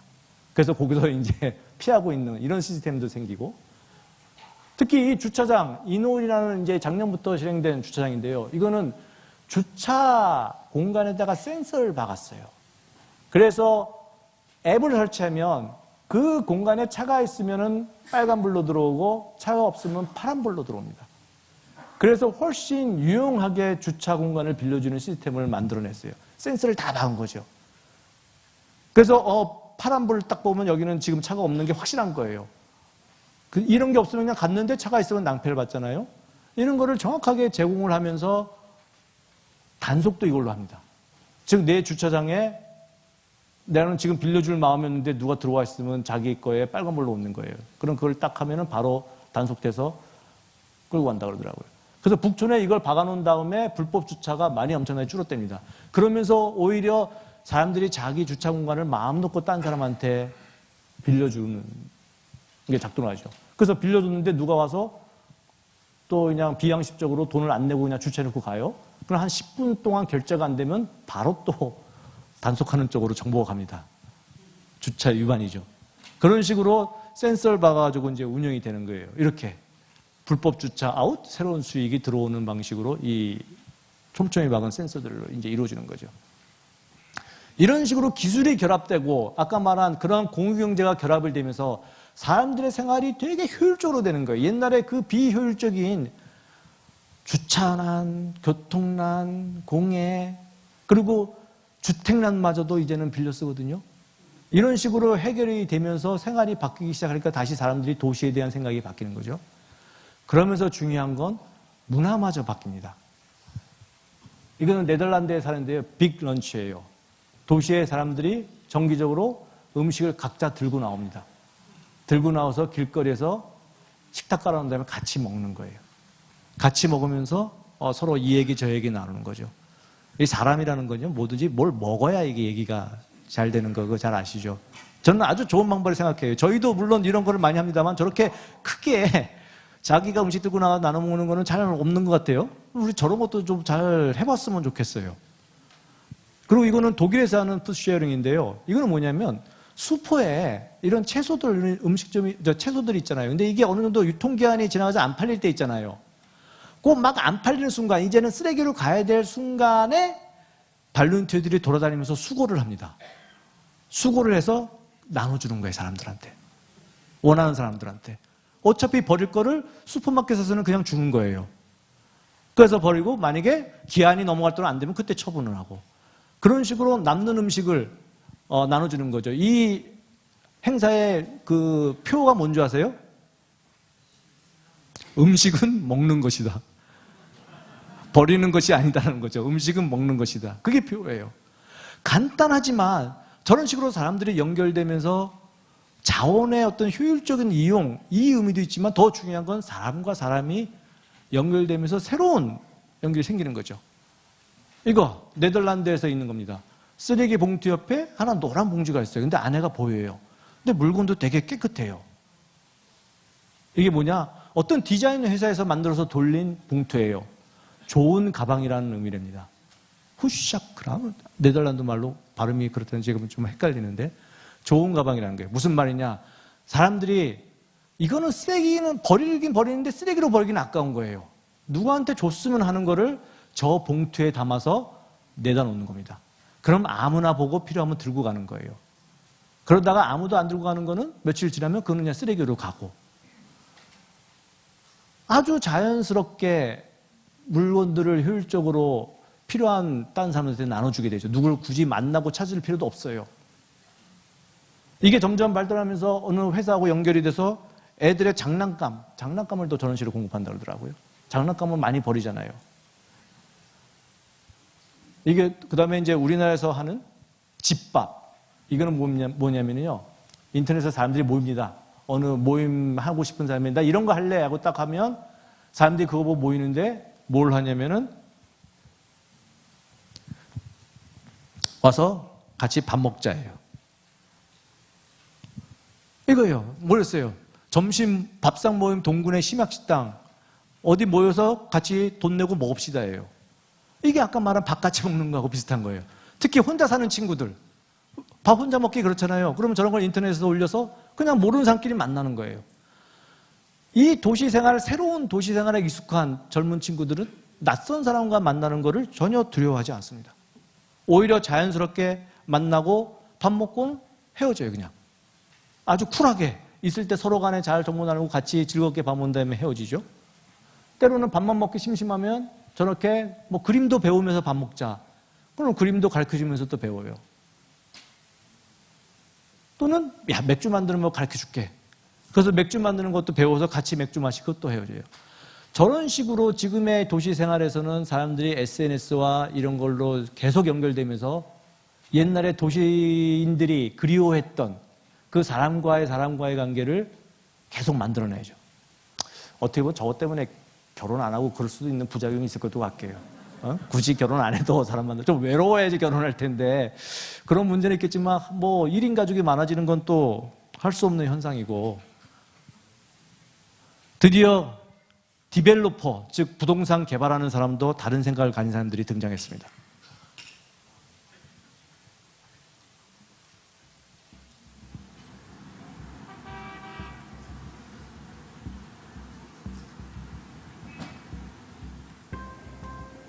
우리는 도시 속 다양한 공간을 사거나 빌리면서 살고 있습니다. 이 공간은 개인의 집일 수 있고 기업의 사무실이거나 사장님의 가게일 수 있습니다. 우리는 공간의 소비자입니다. 그리고 누군가는 이러한 공간을 만들어내죠. 하지만 우리 도시에는 필요하지만 부족한 공간들이 있습니다. 대학생들을 위한 저렴한 가격의 집, 지역 주민들이 자유롭게 사용할 수 있는 커뮤니티 공간, 예술가들이 마음껏 창작을 할 수 있는 작업 공간. 우리 도시에는 이러한 공간들이 충분히 있어야 합니다. 어반 하이브리드는 도시의 새로운 생활 문화와 공유 공간을 만들어가는 퍼블릭 디벨로퍼입니다.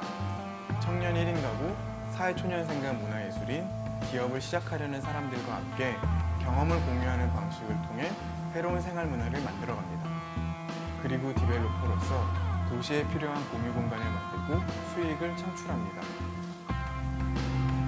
이것은 우리의 공간에서 함께하는 사람과 지역사회가 만들어낸 미래가치에 대한 투자입니다. 그리고 이는 기존의 디벨로퍼들이 개발을 통해 토지의 가치를 극대화하고 수익을 창출하는 방식과는 분명 차이가 있습니다. 우리들은 공간을 만들기 전에 충분히 지역을 연구합니다. 어떤 사람들이 살고 있는지, 무슨 일을 하는지, 그 지역이 가진 문화는 무엇인지, 이러한 과정을 통해 신림동 주민들을 위한 커뮤니티 공간과 동대문 디자이너와 제작자들이 함께 사용할 수 있는 쉐어 팩토리를 동대문 시장에 만들었습니다. 작은 디벨로퍼, 공정한 디벨로퍼로 시작했습니다. 어반 하이브리드는 도시민과 지역사회에게 더 많은 혜택을 나눌 수 있는 공간 개발이 장기적으로 더 큰 가치를 창출할 수 있는 부동산 개발이라고 믿고 있습니다. 아주 멋진 젊은이들인데요. 네, 서울대 김경민 교수님이라는 분이 이제 처음 시작해서 저 팀을 만들어가지고 하고 있는데 말하자면 부동산 개발하는 사람들입니다. 봐가지고 이렇게 건물을 만들어가지고 수익을 내는 사람들이죠. 근데 아까 말했듯이 부동산 개발의 목적이 땅값을 올린다든가 건물 비싸게 해서 파는 그런 목적이 아니고 원하는 필요한 그 지역이 필요한 공간을 만들어내는데 있는 거죠. 그래서 아까 말한 신림동에 만든 아지트 이거는 경로당 4년간 비어있던 경로당을 인수해서 아까 말한 거기에 소셜 벤처나 아니면 프리랜서들이 일할 수 있는 공간을 만들고 거기서 여러 가지 나오는 작업이 지역 주민들한테 끼칠 수 있는 여러 가지 프로젝트를 만들어내는 거 그리고 지역 주민들이 거기 와서 같이 어울리는 공간을 만들어냈어요. 그래서 이런 사무 공간 그리고 서로 같이 밥 먹을 수 있는데 이런 회의 공간을 만들어냈고요. 그다음에 이게 아주 재밌는데 창신동 동대문 시장 옆에 있는 창신동에는 수많은 디자이너들과 아주 소규모의 제작자들이 많습니다. 이분들을 연결시켜 줄 수 있는 공간을 만든 거예요. 그래서 디자이너 초년생들이 와서 그 동대문 시장에서 잔뼈굵은 이런 패턴 만드는 사람들, 옷 만드는 사람들하고 연결을 해서 서로 배우면서 자기 사업을 하나하나가 나가는 그런 공간을 만들었죠. 그래서 이런 작업실, 이런 회의실을 만들었고요. 그러면서 몇 년간 여기서는 계속 젊은 디자이너들이 여기서 나오고 또는 옷을 만드는 사람들이 수익을 내는, 요즘은 얘처럼 뭐 다량의 품종을 만들어내는 게 아니거든요. 그냥 소량의 품종을 아주 디자인들의 손길이 닿은 멋진 옷들을 많이 만들어내고 그게 동대문 시장에서 바로 장사가 되는, 이런 식으로 그 지역이 필요한 공간이 뭔지, 그리고 그 공간을 어떻게 만들어야 되는지, 그리고 그냥 좋은 일을 하는 게 아니라 그러면서 수입을 얻는 겁니다. 최근에는 쉐어원이라는 주택을 만들었어요. 이게 아주 재밌는데 가봤는데 정말 멋져요. 한 2, 3층은 업무 공간이고 3층에서부터 7층까지는 주거 공간인데 저게 1인실입니다. 근데 깔끔해요. 1인실인데 밑에는 뭐냐면 주방이에요. 저걸 같이 쓰는 거예요. 그리고 거실 같이 쓰고, 방은 조그맣지만 주방하고 거실은 널찍해요. 이런 발코니도 있고, 저렇게 모든 집들은 원형 계단으로 연결되어 있습니다. 근데 이 건물의 더 멋진 건 지하에는 저런 공간이 있어요. 공연도 할 수 있고 여러 가지 강연도 할 수 있는 공간이 있어서 저런 강연이 이루어지거나 밤에는 저런 음악회도 이루어지고, 이게 역삼동에 만든 공간인데요. 월 보증금 180만 원에 월세 50만 원입니다. 그러면은 저 독채 방, 모든 시설이 되어 있는 방과 아까 말한 그 넓은 부엌시설, 거실, 그리고 저런 부대시설까지 다 사용할 수 있는 그런 공간이 되는 거죠. 그렇게 싸게 받아서 되냐 그랬더니 충분히 장사가 된다고 하더라고요. 그냥 뭐 봉사활동하는 게 아니라 개발해서 수익하는 건데, 하지만 저렇게 모르는 사람들이 어떻게 말하면 공간을 같이 쓰는 거잖아요. 우리가 생각하면 옛날 하숙집 비슷한 건데, 그거를 이제 젊은 때가 아니고 나이 먹어서도 각각 저런 식으로 공유하는데, 오히려 작은 비용으로 그리고 적절하게 공간을 공유함으로써 낭비 없이 잘 활용을 하면서 거기서 또 사람들끼리 생기는 관계는 또 새로운 가치를 끄집어내죠. 정부 3.0 많이 들어보셨죠? 정부 3.0인데 도대체 정부 3.0이 뭐냐 막 하시는데, 정부 3.0은 뭐 해서 뭐 비즈니스를 만들어내냐 막 계속 얘기를 하는데, 사실 정부 3.0의 핵심은 정부가 갖고 있는 데이터를 다 공개해 줬을 때 어떤 계획을 갖고 공개하는 게 아니에요. 공개했을 때 시민들이 자기가 원하는 걸 거기서 찾아내서 뭔가를 만들어내길 기대하는 게 정부 3.0입니다. 젊은 친구들이 만들어낸 게 뭐였을까요? 저렇게 공개했을 때 이걸 만들어냈어요. 안심병원이라는 거. 건강보험 심사평가원에서 낸 데이터들, 병원들 데이터가 있습니다. 그 데이터 중에는 어떤 게 있냐면 항생제를 많이 쓰는 병원, 주사를 많이 놓는 병원에 이게 있어요. 그래서 5, 4, 3, 2, 1 점수가 주어져요.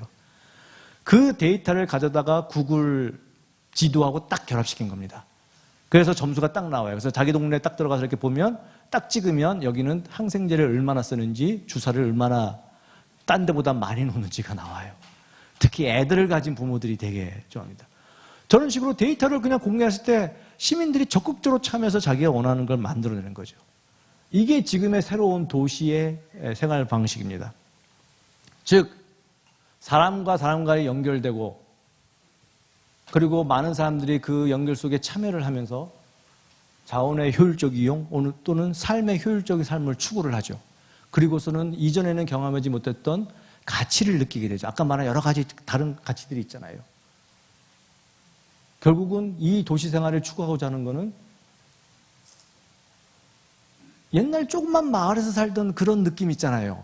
동네 사람과 동네 사람들이 연결되고 함께 나눠 쓰고 굳이 뭘 사지 않아도 이쪽 거 빌려 쓰고 했던 그 작은 데서만 가능했던 그런 공동체 느낌이 이 대도시에서 이루어지는 거. 이게 이제 공유경제가 딱 힌트를 준, 그리고 이게 이제 앞으로 어느 정도 가능할지 모르겠지만 힌트를 준 새로운 삶의 방식이라는 거죠. 제가 어떻게 하다가 이런 얘기를 하게 됐는지 궁금하실 텐데요. 제가 사실은 판사 시절에 지금부터 11년 전입니다. 아까 원장님께서 말씀하셨지만 그 정보법학회에서 총무를 하다가 저 크리에이티브 커먼즈라는 거를 떡 떠맡게 됐어요. 저게 외국 원래에서 출발한 비영리 단체 출발한 건데, 크리에이티브 커먼즈는 뭐냐면 라이센스, 그러니까 즉 컨텐츠를 공개하고자 할 때 그 컨텐츠에다 붙이는 라이센스를 의미합니다. 그래서 남들한테 자유롭게 쓰게 하는 라이센스예요. 근데 저거를 이제 번역하고 나서는 이게 딱 번역하고 난 다음에 번역만 하면 끝날 줄 알았더니 임무가 이제부터 사람들이 저 라이센스를 써서 여러 가지 다양한 프로젝트를 하는 게 중요한 거였거든요. 그래서 그때부터 어떻게 하다 보니까 얽혀가지고 혼자서 이제 저 활동을 시작해서 지금 11년째가 이제 됐습니다. 그래서 무슨 네이버나 다음에 가셔서 블로그나 뭐 어떤 콘텐츠 보면은 아니면은 정부 사이트에 가셔도 저런 표시가 붙어 있는 것 저런 6개인데요. 저 중에 하나가 붙어 있는 걸 보실 수 있을 거예요. 쉽게 말해서 뭐냐면 저 맨 위쪽 거는 저작자, 그러니까 누가 만들었는지 표시만 해주면 자유롭게 다 쓸 수 있다는 겁니다. 그냥 가서 복사하고 저 다운받고 뭐 영리 목적으로 써도 된다는 거예요. 제일 아래쪽은 빡빡한 건데요. 요거는 비영리라는 뜻이고요. 또 하나는 수정하지 말고 그대로 쓰라는 거예요. 그러니까 저것도 이름 밝혀주고 영리 목적어만 안 쓰고 그 다음에 손대지 말고 그대로만 쓰면 쓸 수 있다는 거예요. 하여튼 저 6개가 붙어 있으면 자유롭게 쓸 수 있다는 겁니다. 뭐 저작권 침해 이런 거 생각 안 하고. 저런 게 원래 이제 CC라고 해서 CC 코리아라는 이름으로 11년 전에 시작을 했던 거예요. 그래서 이렇게 보시면 유튜브에도 한 1000만 개의 비디오가 저렇게 CC가 붙어 있어서 자유롭게 쓸 수 있고요. 플리커는 사진 사이트인데 저게 몇 년 전 통계예요. 3억 장이 플리커의 사진을 찾을 수 있습니다.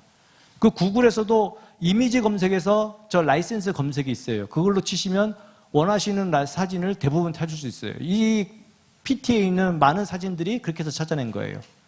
그러면은 허락 안 받고 그냥 그 표시만 보면 이 사람 이름만 써주면 되는구나. 아까 PT에 보면은 사진들 밑에 이렇게 링크가 걸려 있죠. 제가 그걸 한 겁니다. 이건 누구 거예요? 그럼 제 마음대로 쓰는 거죠.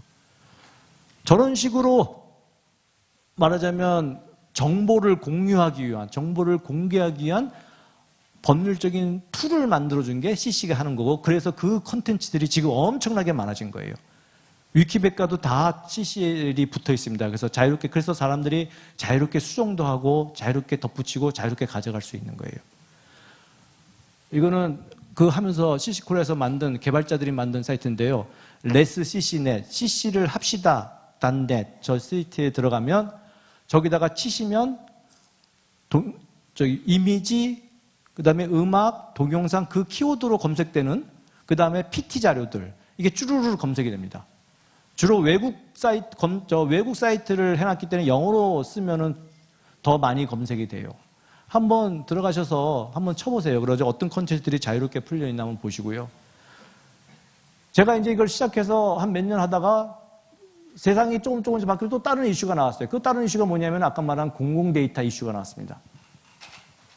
공공 데이터 이슈가 처음에 고등학생, 유주환이라는 학생이 그 버스가 지금 어디 오는지 확인할 수 있는 앱 있죠. 이거를 갖다가 정부에 있는 데이터를 긁어다가 그 앱을 만들었어요. 그랬더니 경기도가 고소하겠다 그랬어요. 자기네 재산인 데이터를 가져갔다. 그래서 인터넷에서 많은 사람들이 들고 일어났습니다. 아니, 정부가 해야 될 일을 학생이 돈도 안 받고, 그게 이제 아이폰 나오면서 처음 나온 거거든요. 뚝딱뚝딱 만들었는데 상을 줘야지 그러냐. 그때 이제 제가 느꼈던 게 이 데이터가 되게 중요한 거라는 생각이 들어서 오픈 데이터 운동을 시작을 했어요. 그래서 오픈 거버먼트를 추구하는 코드나무라는 또 하나의 또 프로젝트를 만들었습니다. 이거는 정부의 공공 데이터를 개방을 해서 그 개방을 끌어내서 거기서 아까 말한 여러 가지 혁신을 만들어내는 작업들을 하는 거였어요. 그래서 저렇게 젊은 친구들이 모여서 지금 우리 사회, 우리 커뮤니티, 우리 시의 문제가 뭔지를 막 연구한 다음에 저거를 어떻게 해결할 것인지, 그래서 필요한 정부 데이터를 찾아서 어플리케이션을 만드는 그런 행사도 했고요. 그래서 지금도 매주 월요일에는 개발자들이 모여서 저렇게 자신들이 원하는 걸 만들어내기 위해서 함께 모여 개발을 합니다. 그리고 작년에는 청와대하고 작업을 했어요. 청와대가 재정 데이터를 공개할 때는 이거 갖고 한번 마음대로 만들어봐라.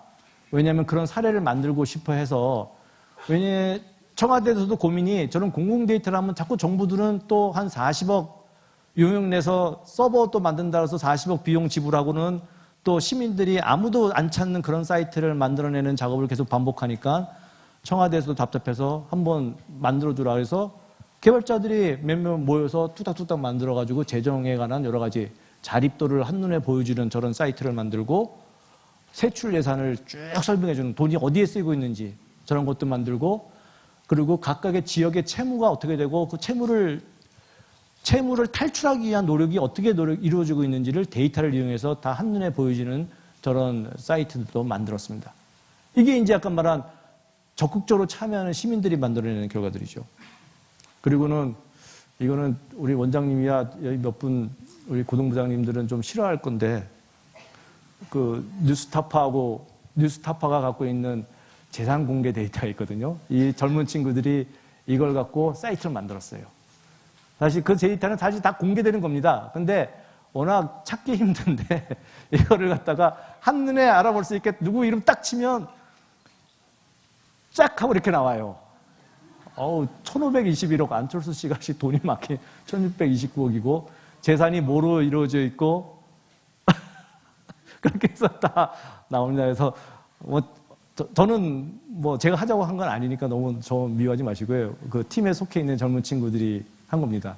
그래서 저런 식으로 데이터를 이용해서 지금 세상이 어떻게 돌아가는지 그리고 뭐가 필요한지 아까 같이 안심할 수 있는 병원이 뭔지를 찾아내는 것들을 이 코드나무라는 그룹에서 하고 있어요. 그리고 그 데이터들은 전부 오픈소스로 해서 다 올려놓고 있습니다. 사실 뉴스타파도 그 언론들이 되게 보면 폐쇄적이더라고요. 뉴스타파도 저 데이터를 공개를 안 하려고 했는데 저희가 조건을 걸었죠. 앱을 만들어주는 대신 데이터는 공개한다. 그래서 다른 사람들도 다 쓸 수 있게 한다는 조건에서 지금 다 공개를 해서 그걸 하나하나 쌓아가고 있어요. 그리고는 공유허브, 지금 말한 공유경제를 다루는 사이트입니다. 이 sharehub.kr인데요. 이거는 서울시하고 파트너를 해서 지금 4년째 작업을 하고 있어요. 이 안에 들어오시면 아까 제가 말한 여러 가지 사이트들이 있죠. 다 여기 있어요. 궁금하신 건 일로 들어가서 찾아보세요. sharehub.kr. 그리고 매년 이런 보고서를 냅니다. 그래서 어떤 성과가 있었는지, 어떤 기업들이 지금 활동하고 있는지 이런 보고서를 내고요. 나름 유명해요. 이 공유부는. 그래서 포브스의 기사도 나오고 어떻게 서울이 가장 세계의 쉐어링 캐피탈이 됐느냐 이런 기사도 나오고 저희가 너무 홍보를 잘해가지고 약간 좀 뻥 튀겨진 감이 있어요. 사실은 이렇게 조금 부풀어진 감은 있지만 지금 전세적으로 서울은 아주 핫합니다. 이 공유도시의 선두주자로 되어 있어요. 저희가 너무 홍보를 잘한 것 같아요. 그래서 최근에는 상도 받았습니다. 프랑스에서 어디 부르더니 상 주겠다고 연락이 와서 처음에는 또 사기꾼인가 싶었는데 진짜 상을 주더라고요. 그래서 가서 상도 받아와서 지금 저런 게 제일 앞서가는 도시들이요. 아까 말한 암스테르담, 파리, 그리고 런던, 샌프란시스코, 그리고 우리나라가 이제 껴 있어요. 그래서 약간 좀 주도적으로 해서 뭔가를 만들어 볼 수 있을 것 같은데. 그래서 저렇게 세 가지 컨텐츠에 관계된 거 점점 영역이 넓어졌잖아요. 아까 제가 말한 그 순서대로 간 거예요. 제 활동도. 했다가 데이터로 갔다가 그 다음에는 물건으로 갔다가 그래서 작년에는 이런 전 세계 사람들이 모이는 이런 행사도 했고요. 많고 그리고 이 책을 만들어냈습니다. 요 링크를 나중에 이 자료는 제 자료는 다 CC가 붙어서 다 공개되거든요. 제 이름만 밝혀주시면 됩니다. 왜 너는 네가 이렇게 애써 만든 거를 딱 푸냐? 딱 푸니까 이런 데도 불러주시잖아요. 그러니까 저도 다 목적이 있기 때문에 푸는 거거든요. 그냥 하는 게 아니고. 그래서 이 책은요, 그 3일간의 행사를 젊은 층이 다 정리를 했어요. 동영상 다 수록되어 있고, 다 스크립트를 했습니다. 그래서 요약 정리를 하고, 관련 자료 첨부하고, 심지어는 하나의 그림으로까지 요약 설명도 되어 있어요. 한번 보시면 세상에서, 전 세계에서 어떤 얘기들이 오가고 있는지 알 수 있을 거예요. 이렇게 CC 코리아라는 이름으로 활동했는데 점점 영역이 커져서 이제는 전반적인 공유경제를 다루는 게 돼서 최근에 이제 11년째인데 앞으로의 10년을 생각해서 이제 이름을 바꿨습니다. 그래서 우리는 과연 누구인가를 생각해서 결국 지금까지 한 얘기 다죠. 공유와 개방의 가치를 전파하고 열린 사회를 만들고자 하는 사람, 조직을 연결하여 보다 나은 세상을 만들어내는 커뮤니티라는 게 우리의 정체성이라는 걸 이 친구들이 결론 낸 다음에 코드란 이름을 만들었어요. 그러니까 사단법인 코드가 됐어요. 이 코드는 커먼즈, 오픈니스, 다이버시티, 인게이지먼트, 공유, 개방, 다양성, 참여. 그래서 이 이름으로 이제 앞으로 활동을 하게 될 것 같으니까 많이 좀 응원을 해주시면 좋겠고요.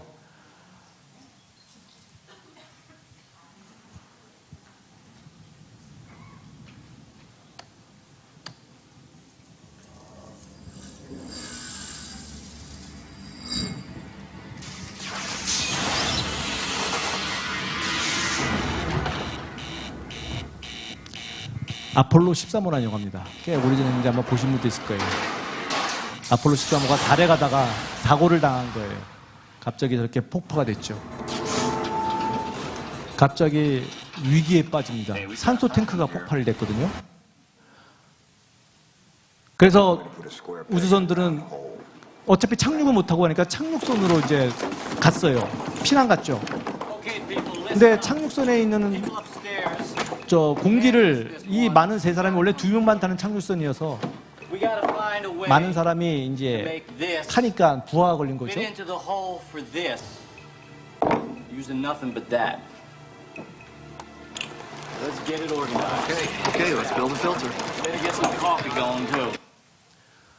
지금 우주선들은 산소가 떨어져, 우주인들은 산소가 떨어지면서 이제 죽음을 맞이하는 단계에 있는 거예요. 왜냐? 착륙선에는 원래 2인용인데 3인이 피신해 있어가지고 산소가 점점 떨어지기 시작한 겁니다. 문제는 산소는 있는데 사람들이 뿜어내는 이산화탄소 양이 너무 많은 거예요. 그래서 이거를 필터링을 해줘야 되는데 문제는 필터기가 있었는데 착륙선에 있는 거하고 원래 있던 그 기관실에 있던 필터가 하나는 원형이고 하나는 네모난 거예요. 아까 말한 저게 그거예요. 이 네모난 거하고 이 원형 호스를 연결해야 된다. 근데 우주인들은 지금 저 먼 곳에 가 있잖아요. 그러니까 한 건 뭐였냐면 우주인들한테 지금 우주선에 있는 모든 물건들을 다 검색해서 똑같은 물건들을 가져온 거예요. 그리고는 사람들 앞에 딱 놓은 다음에 이걸로 어떻게 하든 간에 저 두 개를 연결시켜 봐라. 명령을 내는 거죠. 그래서 달려듭니다. 지금 촉각을 다투는 시간에 시간이 늦으면 우주선들은 질식해 죽어요. 달려들어서 만든 게 이거였어요. 막 저 덕트 테이프하고 저 청테이프나 하여튼에 만능인 것 같아요. 저런 거 따닥따닥 해가지고 저렇게 해가지고 만들어가지고 결국 우주인들을 살려냈습니다. 그래서 저거는 지금 나사 박물관에 보관되어 있다고 그럽니다. 저걸 메일박스라고 부른대요. 메일박스처럼 생겼다 그래서. 제가 이거를 왜 보여드리냐면은 저렇게 갑자기 예상하지 못한 문제가 생겼을 때 저 문제를 해결하는 저는 그거를 해킹이라고 부르고 싶어요. 이제 해킹하면 여러분들 이걸 생각하실 거예요. 나쁜 짓. 요즘 막 해커들 있잖아요. 해커해가지고. 근데 사실 해킹이라는 거는 원래 어디서 유래했냐. 옛날에 이 개발자들이 파괴하는 게 아니라 고치는 이게 해킹이었어요. 즉 다시 말해서 아주 천재적인 친구들이 어떤 문제가 터졌을 때 그 시스템을 파고 들어가서 그 시스템을 분석한 다음에 남들이 생각하지 못한 아주 크리에이티브한 방법으로 문제 해결을 찾아냈고는 사람들한테 딱 보여주고 자 어때 폼나지? 이게 원래 해커 문화였던 겁니다. 제가 이 얘기를 왜 하냐면 사실 CC도 아까 말한 컨텐츠를 자유롭게 공개하는 것도 어떻게 보면 저작권 시스템을 해킹한 거예요. 즉 저작권 시스템이 너무 저작권이 강화되니까 인터넷 시대에는 정보가 잘 돌아가고 공유돼야 되는데 역할을 못하니까 법을 고쳐야 되는데 법을 고치기는 너무 힘들고 그렇다고 위반해서 마음대로 쓰지 못하고 그러니까 발상을 전환해서 우리가 스스로 자유롭게 쓸 수 있는 컨텐츠를 만들어주자고 나온 겁니다. 즉 권리자가 남들한테 주겠다 그러면 아무 위법이 아니잖아요. 남의 거 보고 내놓으라 그러면 위법이지만 내가 만든 걸 풀어주겠다고 위법이 하니까 그 사람들을 하여금 그렇게 풀어주게끔 동기를 여러 가지를 만들어줬어요. 그러면서 그 많은 컨텐츠를 풀어낸 거예요. 이것도 어떤 시스템에 문제가 생겼을 때 그걸 해결하기 위한 해킹을 한 거죠. 코드나무에서 하는 공공 데이터 부분. 예전에는 정부는 자판기 정부라고 그랬습니다. 무슨 말이냐? 정부는 계속 돈을 만들어서 서비스를 제공해요. 국민들한테. 그러다가 국민들이 정부 서비스가 마음에 안 들어요. 그러면 국민들이 하는 건 뭐냐면 여러분 자판기 하다가 자판기 안 넣으면 어떻게 합니까? 걸려가지고 안 나와요. 그럼 어떻게 하세요? 에? 발로 차죠. 두들기고 그러다가 도저히 안 나오면 욕하고 가죠. 이게 어떻게 보면 정부와 시민과의 관계였어요. 서비스 하다가 에이 참 서비스 참 더럽네 이러고 그냥 뭐 이렇게 만들었어 세금 갖고 이렇게밖에 못해 이러고 딱 싸우고 그런데 그거를 바꿔보자는 겁니다. 정부를 욕하지 말고 정부는 시민들을 믿고 정보를 주고 그 정보를 시민들이 스스로 필요한 것들을 만들어 보자. 그러면서 민과 관이 함께 만들어나간 걸 만들어 보자는 게 아까 말한 공공 데이터 개방이에요. 그게 진짜 정보 3.0이에요. 그러면서 정부의 투명성을 끌어내고 그다음에 새로운 혁신을 만들어내는 거. 이거는 우리의 정부 시스템을 해킹한 거죠. 그리고 공유경제, 자본주의의 아까 말한 대규모 생산, 대규모 소유에서는 여러 가지 부작용, 인간관계의 단절 이런 거를 계속 유지하면서도 그걸 해결할 수 있는 해킹을 해보자. 그래서 크리에이티브하게 하는 방법이 아까 말한 그겁니다. 결국 저희가 필요한 건 그런 것 같아요. 살면서 계속 문제는 발생할 수밖에 없어요. 그렇잖아요. 그거는 나라 일이건 집안 일이건 사회 일이건. 하지만 그 문제는 결국 우리들이 해결해야 될 거고 이때 필요한 거는 어떤 성급함도 아니고 어떤 불만도 아니고 좀 더 모든 사람들이 지금 나와 있는 여러 가지 기술이라는 게 그 자체가 중요한 게 아닙니다. 그걸 어떻게 활용해서 우리 삶에 도움을 주느냐 문제고 그거는 기술자만이 하는 게 아니에요. 아까 말한 여러 가지는 여러분들 다 할 수 있어요. 그런 오히려 관심을 갖고 사람들과의 연결하는 거를 좀 더 적극적으로 하면서 적극적으로 참여를 하시면서 뭔가를 만들어내는 거에 동참하시면 이 세상은 조금 더 좋아질 거고 그게 다 우리가 할 수 있는 거라 생각합니다. 네, 감사합니다.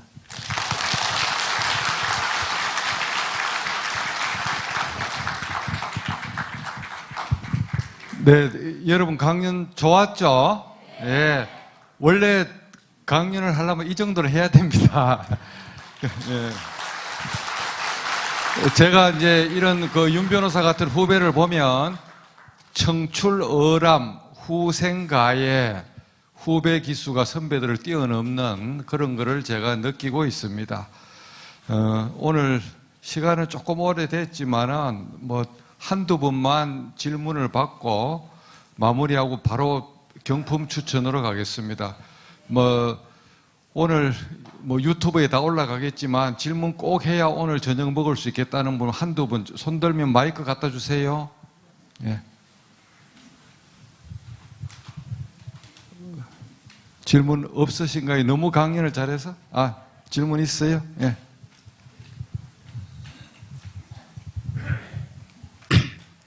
감사합니다. 강의 잘 들었습니다. 저는 법원장님에게 부탁드리고 싶습니다. 지금 에버노트 앱을 깔고 있는데요. 제가 인터넷은 좀 독학을 많이 하는 편입니다. 그리고 제가 나이가 7학년 일반이고요. 그런데도 그런 걸 좀 풀어보려니까 아주 어려워요. 어떻게 다음 시간을 내서 강의를 한번 해주시면 안 될까? 또 아니면은 거기에 대한 강연은 그 유튜브에 가서 제 이름을 치면 다 지금 10분짜리 몇 개로 다 돼가 있습니다. 예. 네, 그 에버노트에 대한 건 제가 강연을 해놨고 또 한 번 정도만 더 받겠습니다. 받고 제가 마무리하고 바로 경품 행사로 갑니다. 저 뒤에 저기 마이크. 예.